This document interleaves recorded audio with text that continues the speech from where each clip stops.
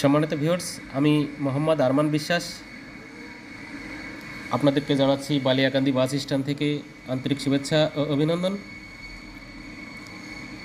বিভিন্ন ধরনের মেশিনারিসের জন্য যোগাযোগ করবেন। মোটর, বিভিন্ন ধরনের ছোট বড় সব ধরনের মোটর আমাদের কাছে পাবেন এবং বিভিন্ন ধরনের মেশিনারিসের জন্য যোগাযোগ করবেন। চাউল কোটা মেশিন, নারকেল তেলের মেশিন, সরিষার তেলের মেশিন,